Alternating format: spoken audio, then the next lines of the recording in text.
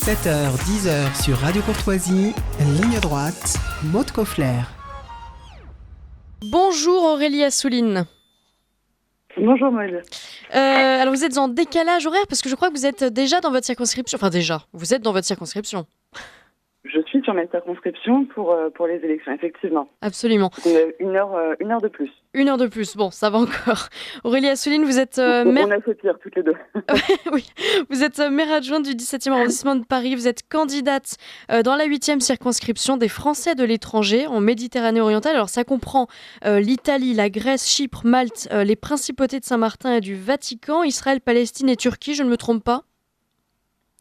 Tout à fait. Parfait. Chypre, si vous l'avez dit aussi. Chypre, absolument, oui. Donc c'est une grosse circonscription. Alors peut-être pour expliquer à nos auditeurs, ça signifie quoi être candidat des Français de l'étranger?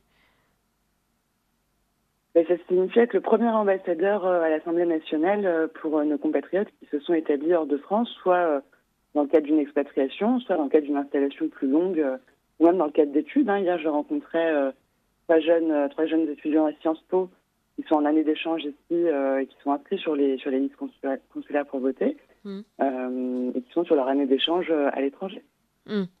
Très bien. Et alors, qu'est-ce qu'ils vous disent? De quoi ont-ils besoin? Quel serait votre rôle une fois à l'Assemblée nationale? Quelles revendications? C'est pas tellement ça, mais quels sont les enjeux? Les enjeux de l'élection, enfin, c'est déjà les enjeux pour l'élection. Il y a ensuite les enjeux de programme. Sur les enjeux de programme, on est aujourd'hui dans une vie politique complètement polarisée sur les extrêmes gauche, extrême droite. On a un paysage politique qui est complètement éclaté sur les partis de gouvernement classiques. Il y a aussi l'extrême centre, comme j'aime à l'appeler, qui a été créé par Emmanuel Macron et qui déstabilise totalement la vie politique. On le voit, cette dissolution en est le résultat. Donc il va falloir, en tant que député, naviguer entre ces différentes forces pour pouvoir obtenir ce qui est primordial pour la nation, pour le pays et pour la conquête de la nation. Donc ça va être l'autorité de l'État à rétablir, parce que toute cette montée d'antisémitisme, cette montée de violence, cette montée d'insécurité que nous vivons en France, elle découle déjà du manque d'autorité de l'État, mais aussi, en ce moment, on le voit, des conflits qui se passent au Moyen-Orient et qui sont au centre de la circonscription que je vise et que je voudrais représenter. Donc il y a tout un travail à faire sur le rétablissement de l'autorité de l'État, le contrôle aux frontières, le rétablissement des peines planchées. Ça va diminuer l'âge légal, l'âge pénal à 16 ans. Donc, voilà, il faut rétablir le fait de pouvoir être en sécurité en France. Ça, déjà, c'est important. Et de pouvoir soutenir la seule démocratie au Moyen-Orient sur laquelle je veux représenter les Français qui y vivent et qui vivent au quotidien cette guerre, ce conflit. Oui, parce que pour rappel, pour nos auditeurs, vous êtes dans une circonscription assez sensible puisqu'elle comprend Israël et la Palestine. Est-ce qu'en face de vous, vous avez... on va parler justement de vos adversaires et puis de vos concurrents en fait, parce qu'il y a par exemple Meir Habib, mais est-ce qu'il y a par exemple un candidat pro-Palestine? Est-ce que ce sujet va être un petit peu au centre justement de vos débats et des enjeux? Alors, le sujet, oui, évidemment. La candidate, c'est une candidate franco-israélienne pro-palestinienne, ne fera pas un chiffre. C'est pas Israël est un gros réservoir de voix, mais pas que. Il y a aussi l'Italie, il y a aussi la Grèce, et puis tous les autres pays ont aussi des électeurs. Donc il y a un taux de participation qui est très bas. Ça, il faut le dire.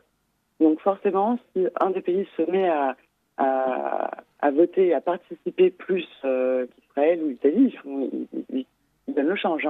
Ils font l'élection. Alors, en revanche, sur tous les pays à part la Turquie, l'RR n'a absolument pas de chance. Donc ça, ce n'est pas un sujet.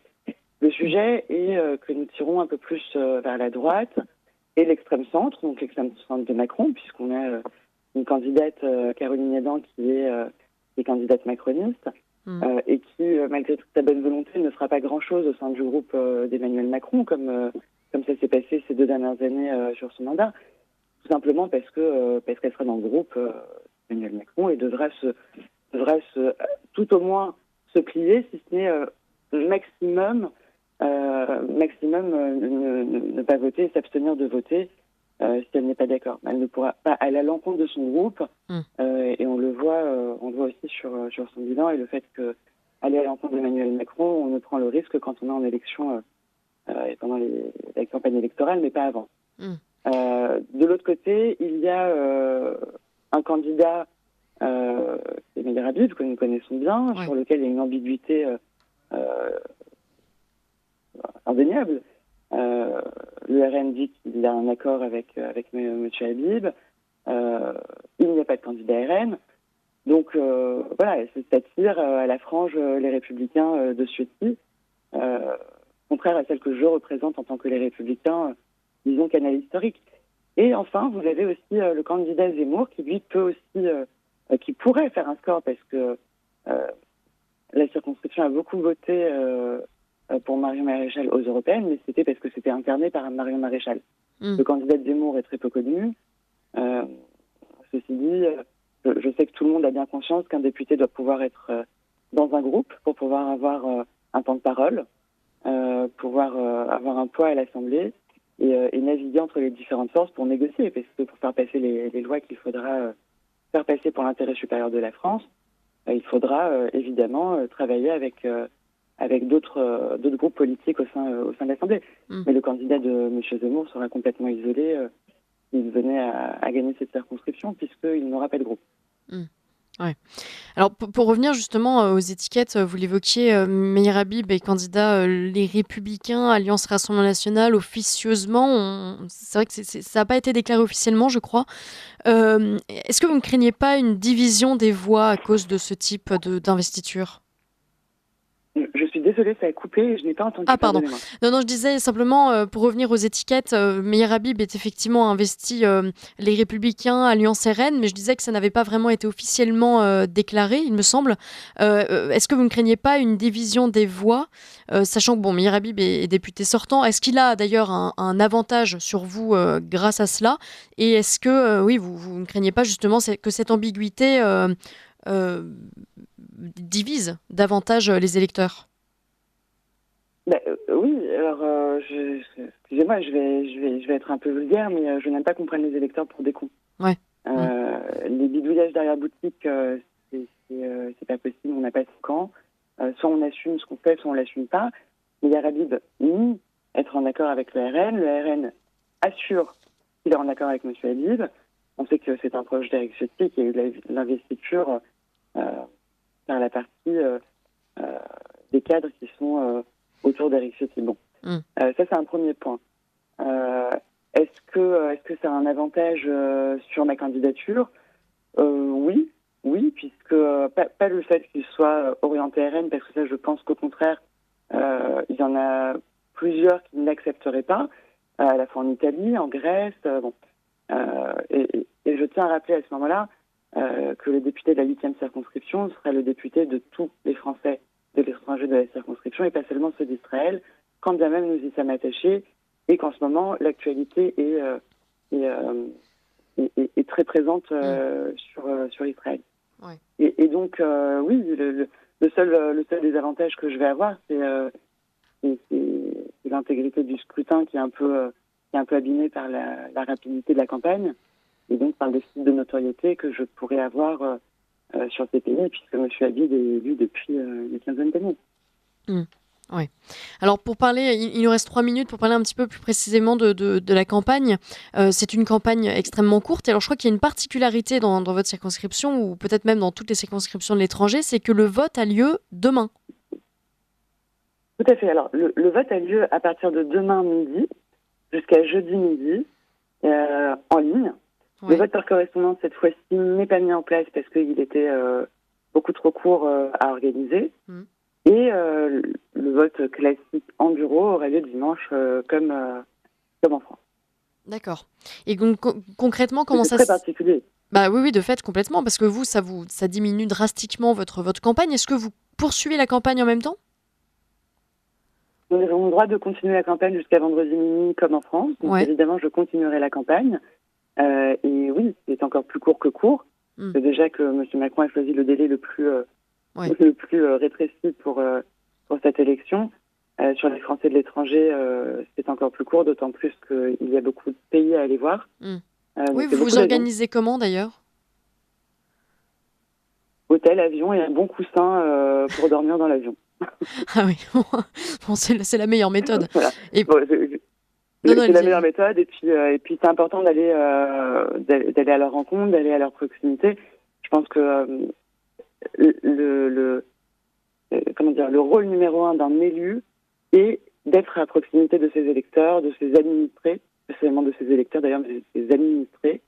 Il faut pouvoir les rencontrer, leur parler, être disponible. D'ailleurs, c'est une de mes marques de fabrique. Je réponds à absolument tous mes mails, ce qui étonne souvent en me disant il y a très peu d'élus qui me répondent, mais j'estime que même si on ne sait pas quoi répondre, on accuse réception, et puis ensuite on va chercher la réponse. Donc, voilà, donc en temps électoral, c'est encore plus vrai. Il faut aller à leur rencontre, d'autant plus quand c'est une première candidature. Tout le monde ne me connaît pas.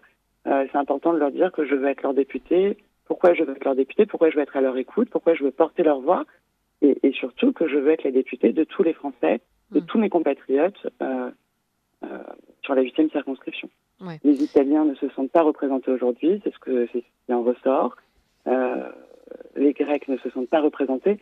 À 13h, j'ai une vidéo parce que je ne peux pas, malheureusement, en si peu de temps, aller dans tous les pays qui sont dans la circonscription. Donc il faut que je puisse parler par d'autres moyens. Heureusement, nous avons maintenant les vidéoconférences. Donc j'en fais une à 13h. L'idée, c'est de leur dire, voilà, je suis là, je viens vous voir, je viendrai aussi vous voir. Je serai sur le terrain en tant que député. Là, j'ai toute une semaine en Israël où je fais le tour. Hier, on a fait un grand café politique à Tel Aviv. Ce soir, ce sera à Jérusalem. Je vais aller à Haïfa, à Ranana. Voilà, il faut faire le tour à Ashdod. Bon. Il y a beaucoup de Français qui vivent en Israël. Ensuite, dans l'ordre de grandeur, c'est l'Italie et la Grèce. Et puis tous les autres pays comptent aussi. Un Français, même seul, doit pouvoir être représenté quelque part. Et en Italie, j'ai un grand tour aussi qui est organisé. J'en ai fait une partie.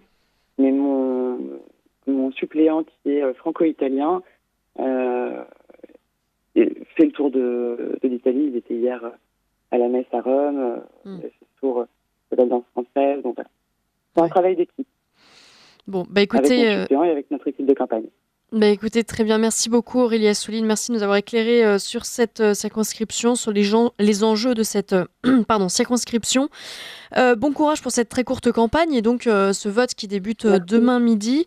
Et puis on suivra évidemment les résultats et puis j'invite nos auditeurs même à se renseigner, à vous suivre sur les réseaux sociaux pour voir un peu à quoi ressemble une campagne pour les Français de l'étranger. Bon courage et à très bientôt sur Radio Courtoisie. Ils peuvent me trouver sur tous les réseaux sociaux, sur Aurélie Assouline. Et bah c'est parfait. L'annonce est passée. Merci beaucoup Aurélie Assouline.